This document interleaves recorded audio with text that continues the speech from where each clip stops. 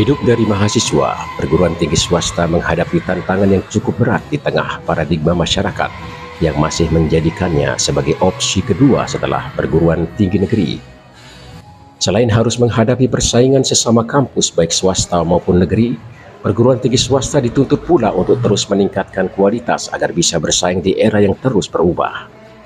Namun persaingan dengan perguruan tinggi negeri khususnya tentu masih berjalan timpang dengan jurang pemisah yang cukup lebar, tidak saja disebabkan keberpihakan pemerintah, melainkan juga opsi kedua di tengah-tengah masyarakat tadi. Untuk menyebut salah satu tantangan, regulasi penerimaan dosen di perguruan tinggi negeri sering membuat banyak dosen dari perguruan tinggi swasta yang telah mengabdi bertahun-tahun dan sudah mendapatkan nomor induk dosen nasional, jabatan fungsional hingga sertifikasi dosen dengan mudah diterima dan bermigrasi menjadi dosen di perguruan tinggi negeri.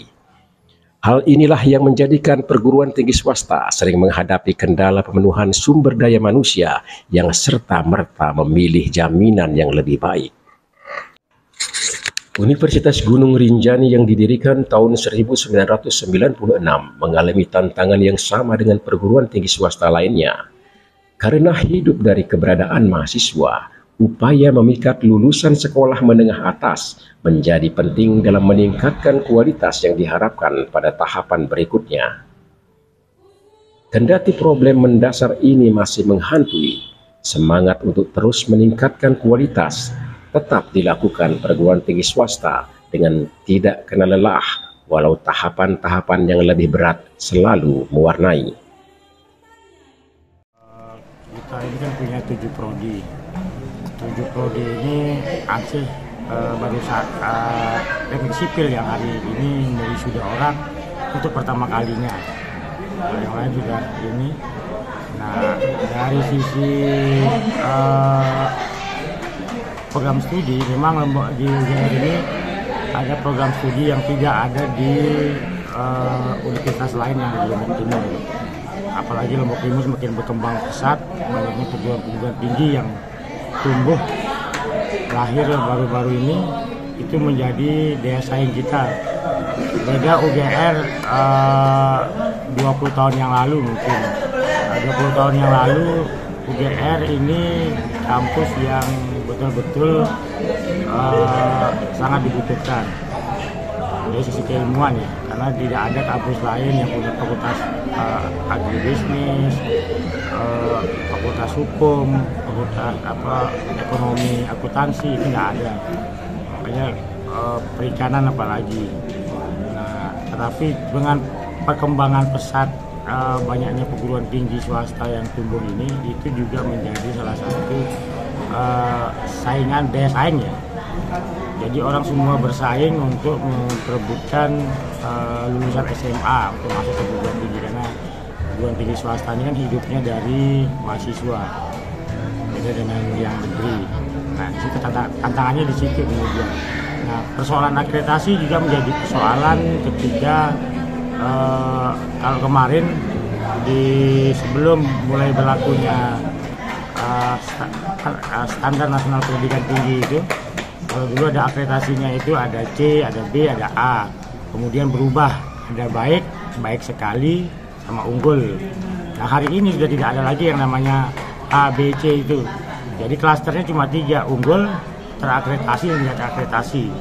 Kalau dia nanti misalnya perguruan tinggi itu tidak memenuhi skor 250 saja, itu maka dia tidak terakreditasi. Karena ukuran tidak terakreditasi itu lemahnya di perguruan tinggi itu, standar itu. Syarat-syarat dari untuk mencapai unggul yang menjadi tantangan besar. Kita butuh orang menjadi unggul itu semua sistemnya bekerja dengan baik, dari sisi manajemen ya. Kemudian sumber daya manusianya juga. Makanya syaratnya itu kalau mau unggul itu ya harus punya doktor bisa 5, 3, itu minimal 3 kalau ini di satu program studi itu. Misalnya hukum harus punya doktor 3 orang minimal kalau dia mau unggul. Ekonomi juga begitu, ekonomi akuntansi juga begitu, dia harus punya doktor.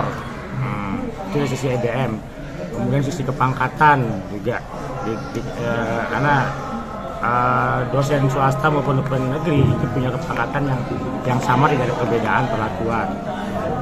Formula yang dilakukan UGR sekarang apa untuk meraih memenuhi syarat-syarat itu?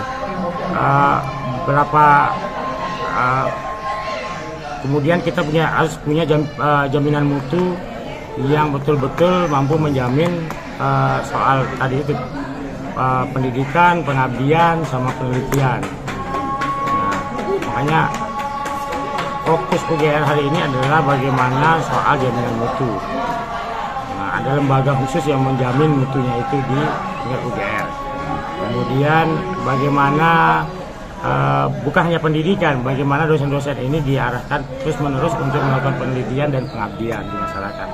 Karena di situ kemudian kalau dosen itu sering melakukan penelitian dan pengabdian, maka ilmunya bisa dibawa ke dalam bidang pendidikan, dalam pengajaran. Nah, itu yang belum terlihat. Nah, makanya ada Kemendikbud itu kan buat klaster-klaster gitu.